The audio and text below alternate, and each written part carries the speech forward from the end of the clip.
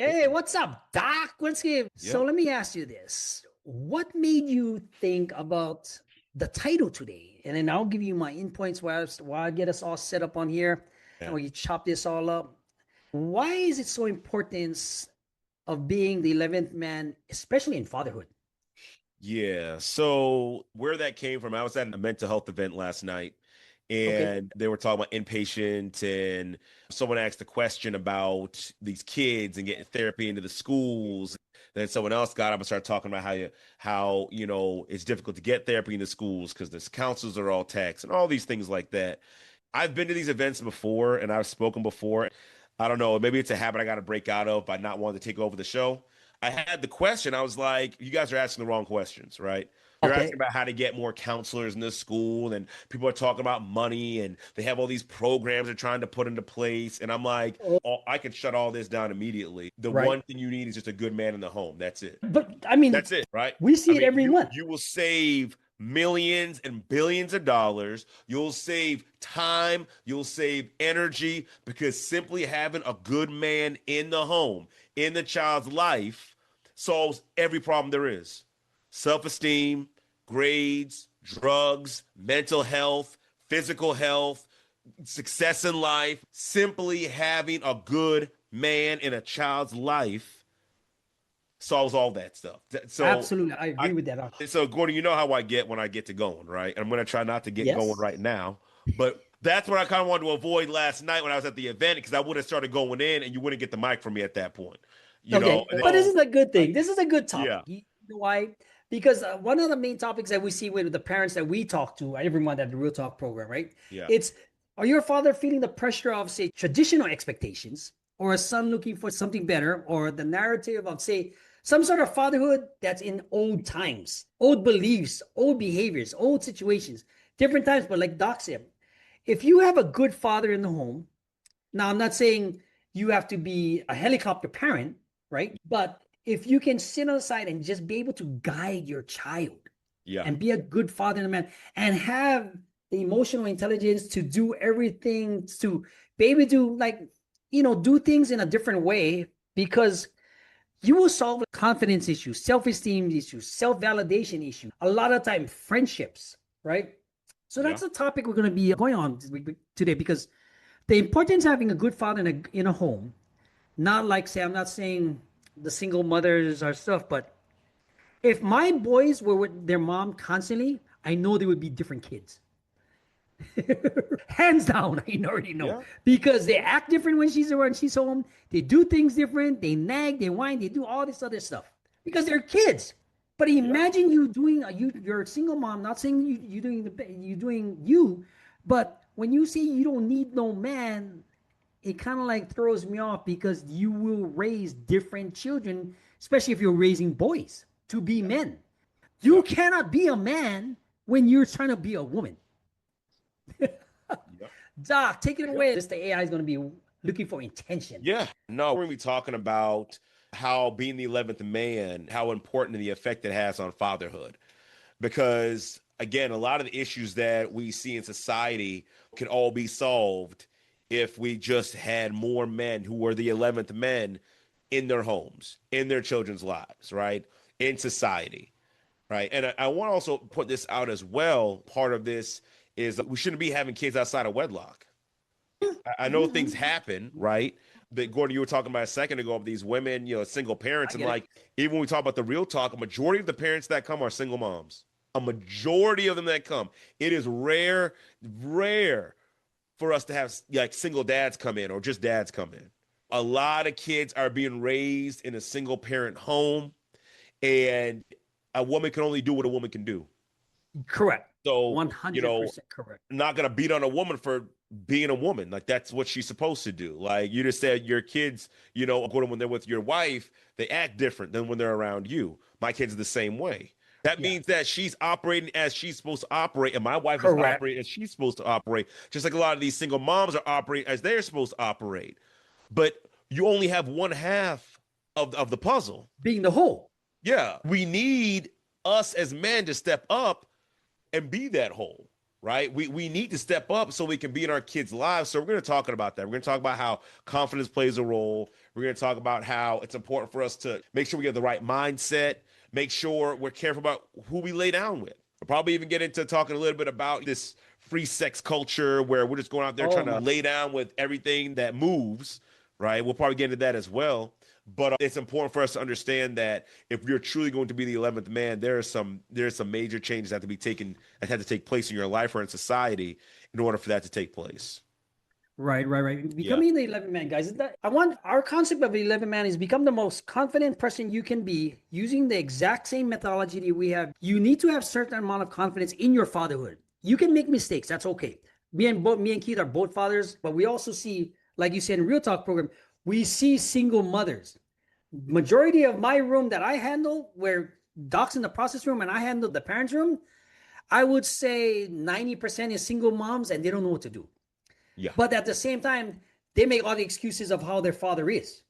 But for what? They're hitting that wall, right? And then when you have kids involved, I mean, that's a whole nother episode. But when you raise your kids in a different way where they can be confident, you don't have to seek even your validation. They become a different person because I'm doing that right now.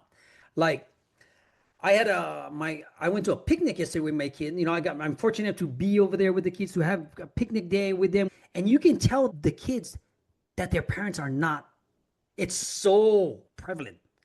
But that's what we're going to be going over today because the importance of having a good man in a home is important. And that's what the 11th man is all about. Being that person that everybody can communicate, to talk, to control the emotions, be able to solidify where they come from and understand it and pass it on to your kids. Doc, go on because you could be balancing career, you could be balancing family, you could be running a Fortune 500 company and being a manager, but you can't even talk to your kids or they don't even respect you. Yeah. Yeah. This is what we're going to be hit on. So first, give me 1 second. I got telemarketers calling in. Put this do not disturb on, so I don't want Oh, anything to get cut off. go. Yeah. That's spam calling. Like, So I'll say this as far as like, I'll first speak to the men that have children, right? Whether you're in the home or you're not in the home, right? When we think about confidence, remember, we always talk about how confidence is being able to do the thing you say you're going to do. yep. That's essentially what confidence is. So, for instance, how that applies to our children, right? It's us showing up for them when we say we're going to show up for them. It's making sure that we're there to guide them. It's making sure that we are in good relationship with their mother, whether you're together with her or not. And we'll talk more about that in depth as well, because sometimes you got to be really careful who you lay down with, because there's an old saying, you lay down with dogs, you're going to get fleas, right? So if you lay down with a bad woman and she's malicious or has all this trauma on her or whatever, and she's willing to use the kids as pawns against you, you got to be really careful and wary of that. But if you are the 11th man, you're going to be aware of what you're getting into before you get into it. But again, we'll talk about the men, again, who have kids. So being able to show up for your kids and be there for your kids and guide your kids, right, and on the right path, you got to be right within yourself first and foremost. Absolutely. How can you pass on anything good to your children if you can't even do it within yourself? Because there's a lot of guys out there that's going to tell your kids to get a man up, don't cry, you got to be tough, you got to be all this, you got to be all that. And then we end up breaking our children, and then we want to blame them for it. Well, the problem is you didn't really Ooh. actualize or understand in yourself the hurt and problems that you had. You didn't know how to be confident. You didn't know how to manage your emotions. And now you don't know how to teach your kids that. So essentially what you're doing is ultimately to your kid, listen, son, I don't know how to be a man. This is what was told to me. I just make it up. So now I'm going to tell it to you. Now you have to make it up. By becoming 11th man and working with us, though, and you learn the techniques and the strategies to self-actualize, know how to manage your emotions without being weak, without losing your masculinity, know how to have confidence, know how to strive for what you want to strive for, know how to balance being strong and tough with still being kind and gentle, right? Learn how to have that Deep. balance, Yeah. because we need that with our kids. Now, Yes. obviously, again, our women, right? Women are just naturally softer, right?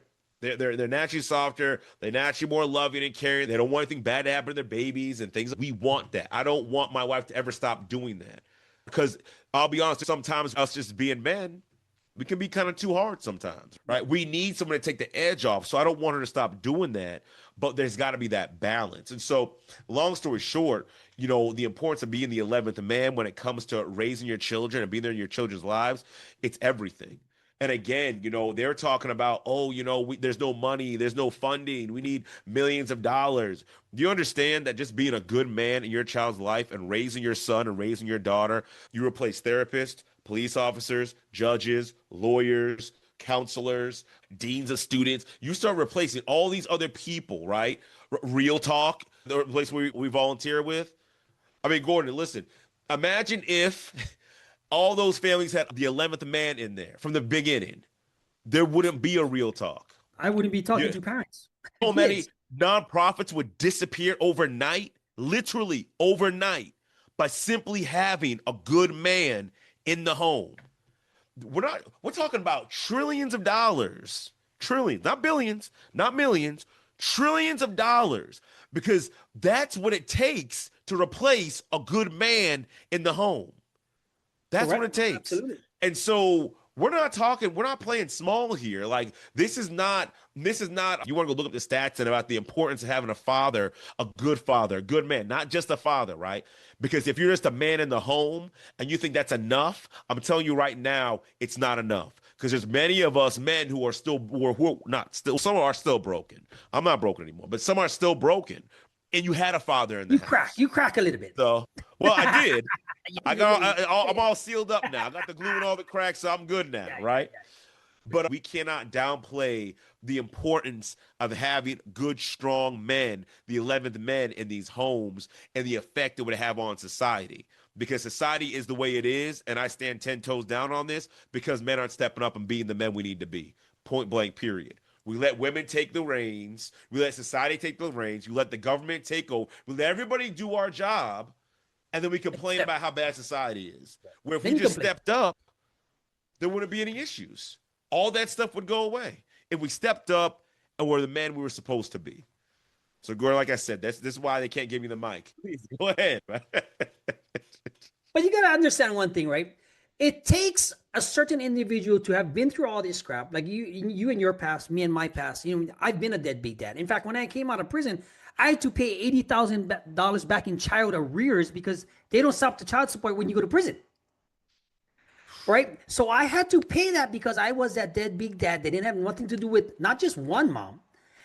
I have two babies' moms, right? Yeah. So I've been that dad that didn't have his shit together, didn't addicted, drugs, criminality, all this stuff. This is why my kids and my family now get the best of me because I made all the mistakes in the beginning, right? Yeah. Not the beginning. And, I'm shooting 50% of forgiveness and redemption because my first daughter, who's now making me 30-something, she's forgiving me. My other one, I have no connection with because they hated my guts. And this is like a 6-month-old daughter I have out there. But understand that when you have the emotional capability and the fortitude to look at the bigger picture of what you have with your kids and become the 11th man itself, when you can control those feelings, put away those old beliefs, change the behaviors, and guess what? Those kids latch on to what they see. Yeah. Especially like the kids at Real Talk. They look at you like, oh man, I can't fool this dude, because you have to be stern when you have to let them make their mistakes, and you have to guide them at the same time. And you got to tell them why. How is the importance of being, I wanted to say a perfect man, a perfect gentleman, but having those modern fathers embrace vulnerability with their kids? Oh, the importance is critical because we're not invincible. I'm not saying, let's go around and share all our weaknesses and cry all the time. I'm obviously not thinking and saying that. Men, we still got to be men. But at the same time, though, we have shortcomings. We fall short. And it's probably one of the best things you could do for your children.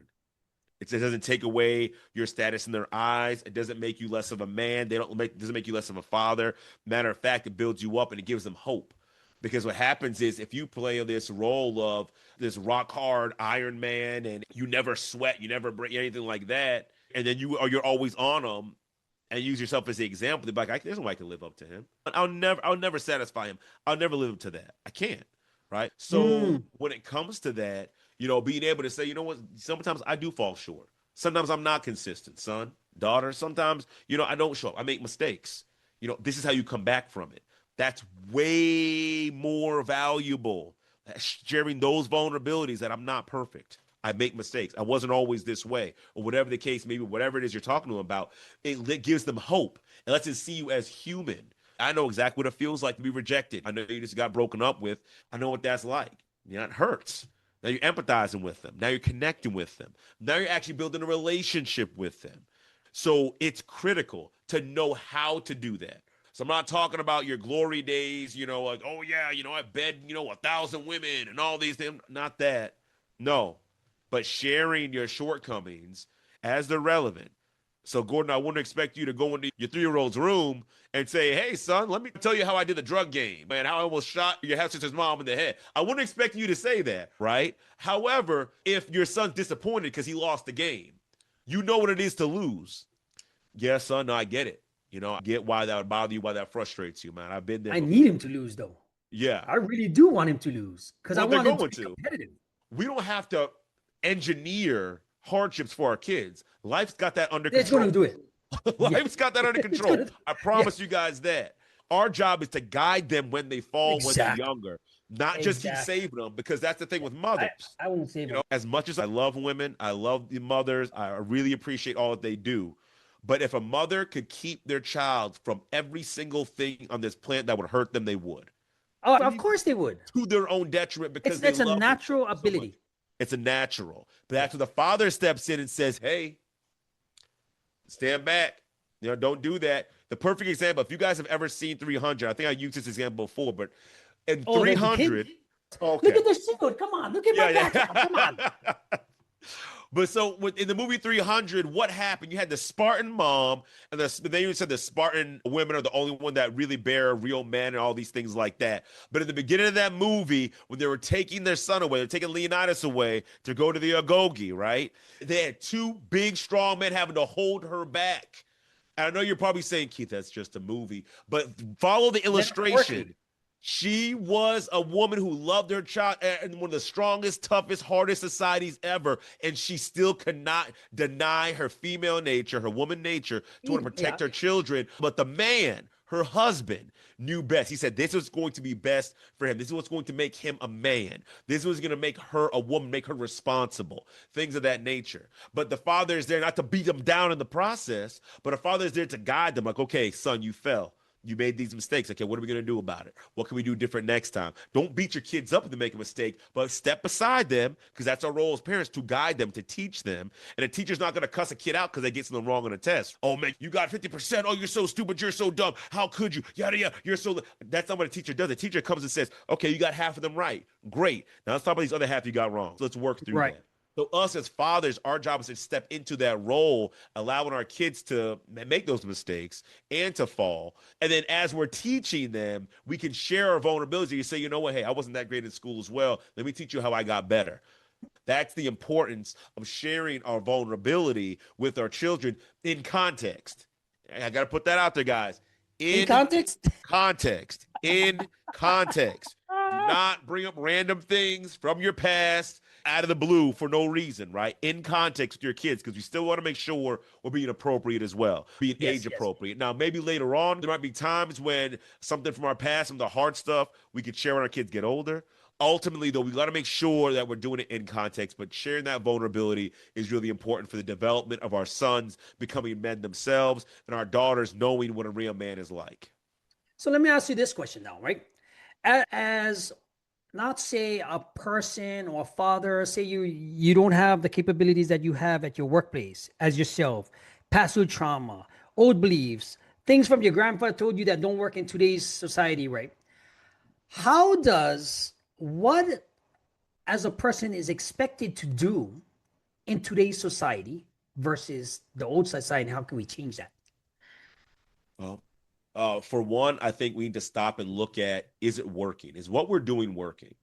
I think that's the first and foremost, especially when it comes to fatherhood. Do you have a relationship with your kids? Do your kids love you and want to spend time with you? Are they open up and talk to you about things? This is how you know your parenting is working. If it's not working, right? Your kids are stuck in their room all day. They don't ever come out, right? They don't talk to you. They don't open up. Their conversations are short. They don't really want to spend time with you. And unfortunately, Gordon, there's been so many lies we've been told. Oh, they're just True. teenagers. That's what they do. True. That she's just being a girl. He's just being a boy. That's just yada yada yada. We make up all these excuses for our bad behavior. Not listen. I didn't say their bad behavior. We make up the excuses for our lack of engagement, our lack of listening, our lack of doing so. So I would say look at the results. Is what I'm doing getting the results to make a healthy, happy human being in my child? If it's not, right, you got to look at yourself because remember, they didn't bring themselves into this world. Our children came in as blank canvases. We're the ones that paint on them.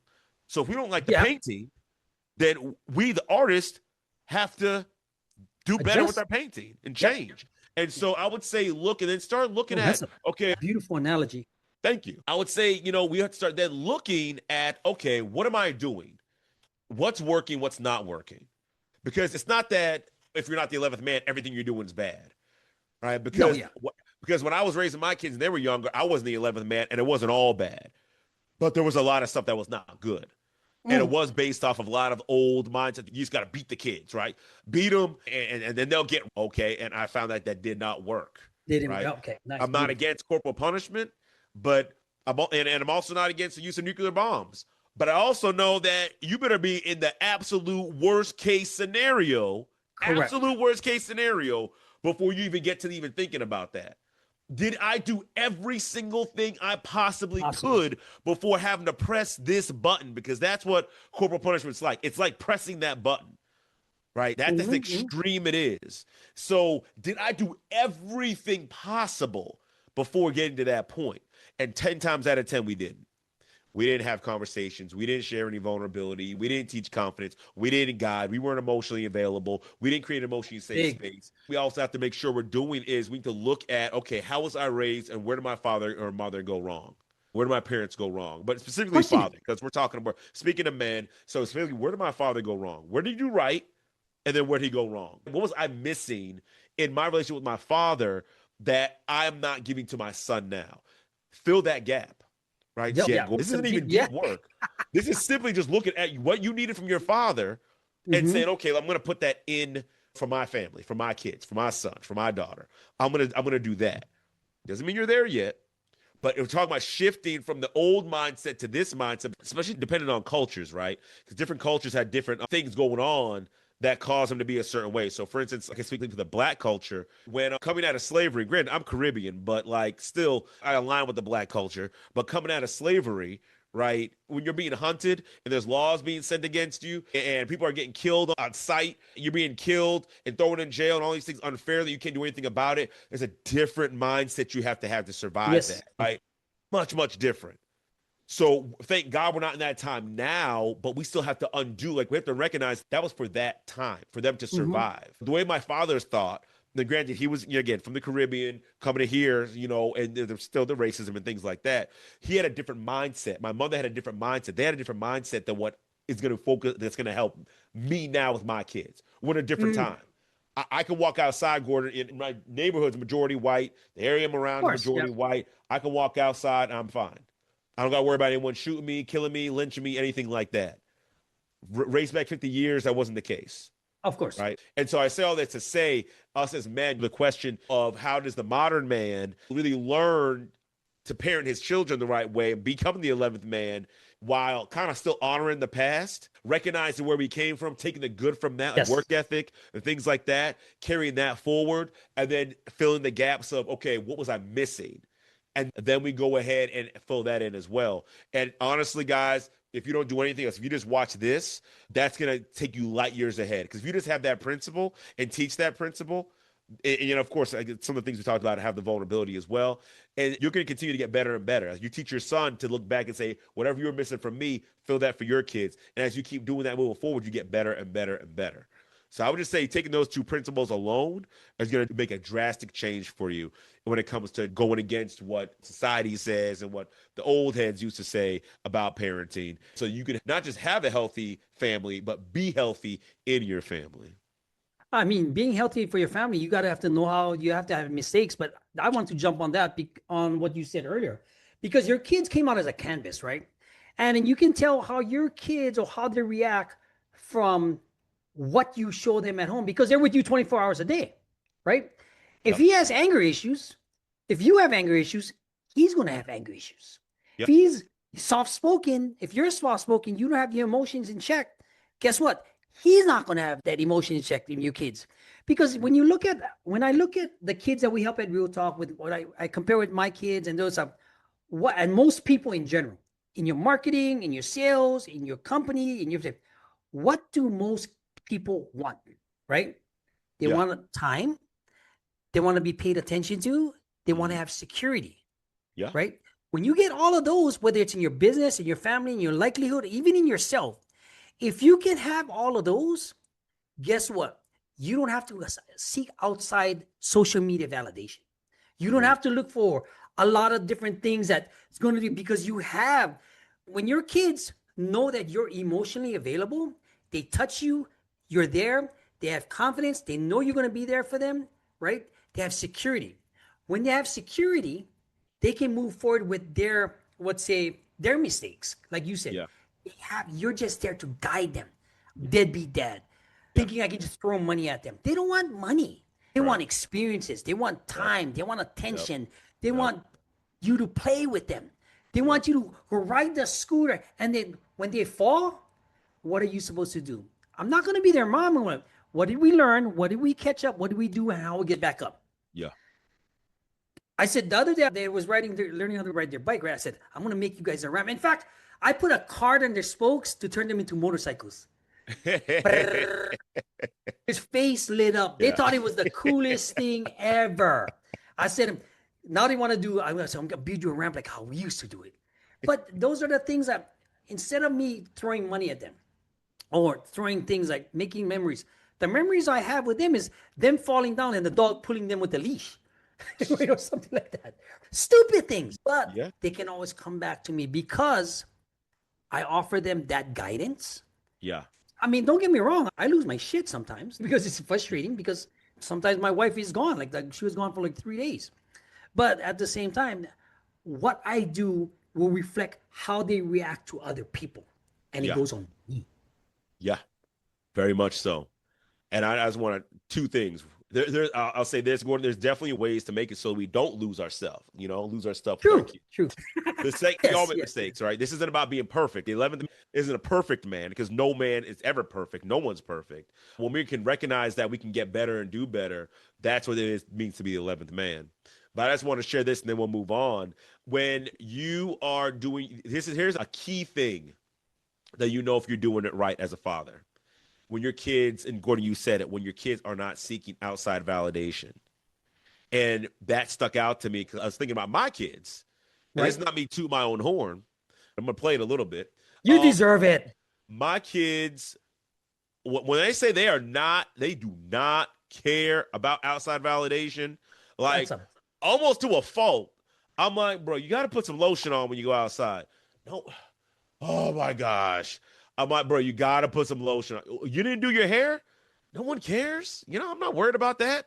I'm like, you can at least do your hair. look decent. They just are not concerned about what anybody thinks. They're not looking for their validation. They're not posting pictures online trying to, how many likes can I get, and all these things like that. I'm not saying my kids are perfect, but what I am saying is that they're in a way better spot, because guess what? My daughter's 25 and not pregnant, not Oh, that's sleeping good. around, Yeah.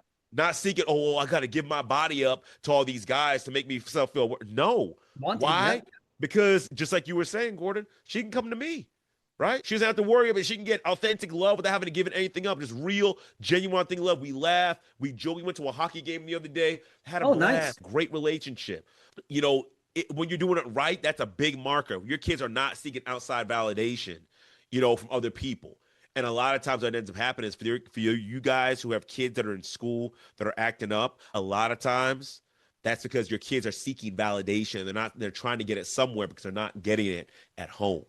So I'm gonna stop there because again, That's all someone take the right. mic. Because you have a lot to give. You mean a lot to Yeah. give, and you're passionate about everything else, just like myself.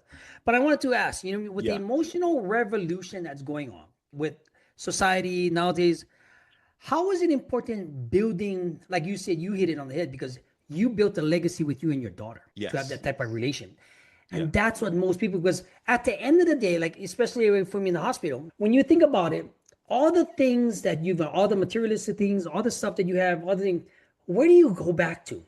Fortunately, I came out of my situation, but when you're in your hospital bed, you just grasp onto the memories, the Hmm. relationship, like you said, your relationship with your daughters, all the mistakes I made. Have I redeemed myself through my kids? Knowing, like Tony Stark, right? Tony Stark, when one of the movies, when he said, like, when the dad says, "You're my greatest gift, my creation," so he left a message for Tony Stark as Iron Man and the technology. How does that compare an intentional fatherhood with your kids now being the 11th man? I would say, as far as the legacy is concerned, And it's, long-term impact, the legacy is going to be in your interactions with them, your daily interactions. You got to be there. You got to be there. I can't stress that enough. If you have a job that takes you away from the home, I remember I was watching John Cena was talking about this, and they were asking him about when are you going to have kids, and he's like, I don't have a career that's conducive to that. I'm on the road, like 90 yeah, days at a time. Uh, You got to be there for your children. So a lot of times we get yeah. into these situations where we have kids and we're not ready to actually be parents. And, Oh, that's a different thing. and let me also preface this. I'm not, if anyone knows me, I am very much against abortion. Very, very much against abortion. And so I'm not saying, oh, well, if you're not ready, just kill the kid. I'm not saying that. What I am saying Okay. is we should be mindful about what we're doing, right? Because we're creating a legacy. When you create a child, you're creating a legacy. And the children, how they come out, that's a legacy of the relationship and a legacy of you. How do you Yes. want to be remembered? Because that's what's going to move along, right? And maybe you built the most successful business or things like that, but ultimately, no one's going to remember you when it's all said and done. I don't know who Wells and Fargo were back in the day. I don't know them. All I know is I bank at whatever they created a long time ago. But you know who's going to remember them though? Or should remember them if they were good men and their families, their children, their great Their family, yeah. grandchildren. Because what's going to end up happening is whatever you set and perpetuate forward, that's what's going to keep going forward, right? you know and you're either going to remember through those actions, like your great grandfather was this way, your grandfather was this way, and things like that, and this is what he taught us, and this is the lessons that we had. That's what's going to pass forward, right? So you're actually creating a legacy, but you can't create a legacy if you're not there to create it. If you're gone all the time, if you have a broken home, if you're not showing up for your children, how can you create a legacy if you're not there? In order for you to create that legacy, in order for you to pass down the right things, you got to be the right type of man and produce the right things that you want to get passed down. I don't want to pass down trauma. I don't want to pass down abuse. I don't want to pass down neglect. I don't want to pass down fake stoicism where I'm just scared to open up and share my feelings. I don't know my feelings. I don't want to pass that down to my kids. I want to pass down strength. I want to pass down humility and grace and power and work ethic and love and mercy. I want to pass those things down. So in order for me to do that, I have to pour that into my children. They have to see it and experience it, because kids will do more of what you, they will follow more of what you do rather than Yep. what you actually say. So you can say all the Absolutely. right things, but if you're doing all the wrong things, that's what your kids are going to It's do. null and void. Yep. Null Yeah, and void. yeah, That's that's done. null and Yeah. void.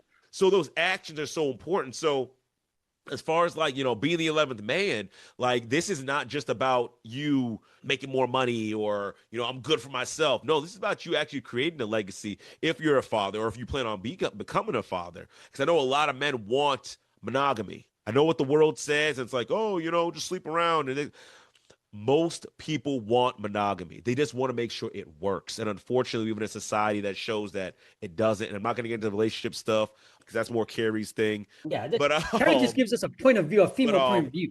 Yeah. but I know we're here for the guys though, like specifically Yeah. developing the guys, so I don't want to change anything up. But long story short, if you really want to create that legacy, if you really want to pass something down, then become what you want to pass down. If you want to pass Ew, down wealth, you have to nice. become wealthy. If you want to pass down emotional stability, you become emotionally stable. And it's such an honor to see that happening in a parent of my own children right now. When I can watch my I mean, son in a that's amazing. relationship and he knows how to communicate, and he knows how to open up and share, and he knows how to set boundaries, and he knows how to, such an honor to see that playing out in front of me. It's an honor to see my daughter not just giving herself up to any other guy because she wants to feel valued. But it's not so a surprise though, because that's what I've been pouring into them for the last 25 years, 19 years, 15 years, 12 years. Like that's what I've been pouring, I'm sorry, 11 years. That's what I've been pouring into my children, But if I wasn't here, if I was not in their lives, if I wasn't becoming the man I needed to be, True. then I would have nothing to give them. And the ultimate gift you can give them is that legacy, that Yeah. emotional stability, the boundary. That's the ultimate stuff you can give them above all else. Because there are many millionaires and billionaires that are unhappy. Oh, They're unhappy. that's all they have. See, Yeah. that's all they have they can cling to. And it's Because not, if you're a professional, you have kids, and you want to rekindle some of the relationship with your kids, this is what some of the programs that we have in this setting is going to be for. Because we want you to have the relationship with your kids. You might not have to mend them, but you also have to become the 11th man that stopped following and chasing society's rules for something that ain't going to be even working for you when you get back in the ground. Because if you was to ask your children right now, what would they tell about you? What would they say about you while you're living? Imagine when you're dead, right? part. And that's your legacy. It's not going to be the money. They'll blow through money. In fact, I just seen something, one of the big real estate investors, their son used a family name to scam people out of billions of dollars. What is that going to end up? Sounds about right. Or you might have somebody that's this type of person. Now, I'm not saying whatever spectrum you have, it's what you're going to have with your legacy, because Tom Brady said it best. When the kid asked him, who's your hero? And Tom Brady broke down. He said his dad was his hero, nobody else. Yeah. And if you remember that, because he got all emotional about it, because you look at the unseen heroes of your family's life is you, the father. Yeah. Now, if you're not right, what will happen? For the remaining half of my life, I've been trying to make it right with me, myself, God, and everybody else for the mistakes I made from my past two children. Yeah. Which one do you want to be? Fortunately, my two sons, they're obnoxious in both of them, right? Because they're supposed to be at this age. But at the same time, you can tell they're loved. Yeah. They know how to be confident. They're not seeking that validation. What would they say about their dad? Oh, he buys me everything, but no substance. He don't spend time with me, but he'll take me on a trip with no context. Yeah. You know what I'm saying? Now, if you're in that situation, like the latter, this is why we want to offer you this workshop coming up in November, December, opposite to 2026, because she used to be that. And I have others coming along to join us because we want to help you build your legacy. This is why Doc is, and if you need professional help, scan that code in the back of Doc, or take the assessment and let's go. Doc Boundaries and Brotherhood, or join the school community. And now it's even going into a Reddit community that I have to build right now. Okay. Because we want you guys to be the best version of yourself, even if you're not there yet. Yeah. Right? Doc, man, this is a pretty intense one. We're both passionate about it. And I want to applaud you, Doc, because the kids, if your kids, you have a relationship, this is where I want to shoot for, because I have to, you think about it. My kids is going to be bigger than me. They're huge already, right? Now, the white side of them, if they're as big as my brother-in-law and my father-in-law, they're German men. Like big husky men, right? Yeah. So now, if they're going to be big like them, I have to kind of like guide them now to have the respect for me, so that I'm going to be what, 70 something by the time they're 18. Yeah. I can't beat them up. I can't be the old me. But no, all jokes aside, if you're looking for help, scan that code behind Doc. Watch out for our pop-up workshops, our challenges.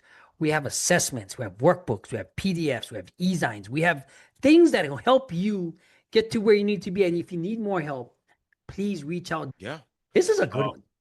Yeah. Honestly, guys, this is just adds to why it's so important to be the 11th man. And I'll close it out with this story. When I was working in the school system, working with kids, when you have kids that aren't even your own, that say, I wish you were my father. That's very telling. It's heartbreaking. It's flattering, but it's also heartbreaking. Yeah. Because I only had them for such a small period of time. A small time. That was it. I only had them for a small period of time. But when you have kids running up to you and they're giving you hugs and they want to spend time with you, they want to talk to you and open up and they share with you and they're talking more to another man. It's heartbreaking. other than you. Now, granted, I love kids, loved helping them because, again, obviously, we're all kids at one point in time. That's a big reason as to why I do what I do, because I don't want them to experience what I experienced when I was growing up. Right. Absolutely. But to hear them say, like, man, I wish you were my father, Ooh. that's heartbreaking. Ooh. Yeah. And Ooh. you may never hear that, but that said a lot.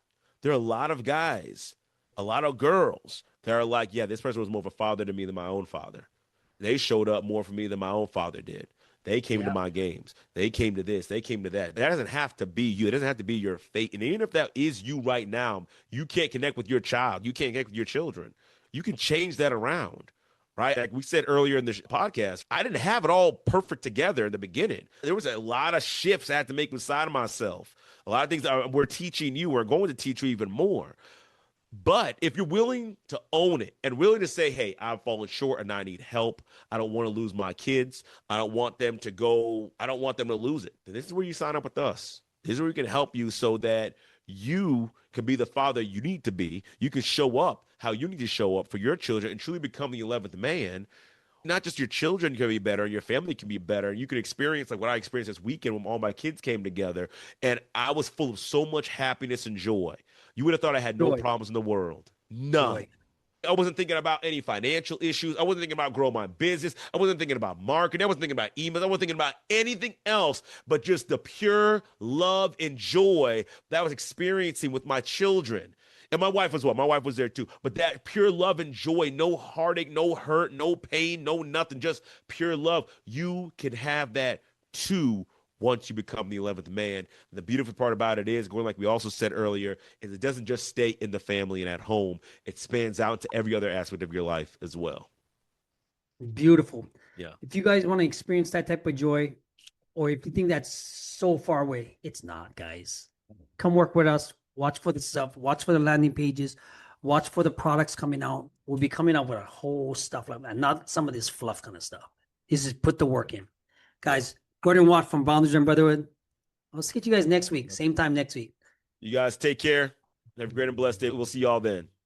As always, thanks for giving us your time, and be sure to check out our other playlist if you're struggling with something specific. Please leave a comment, subscribe, and join the conversation.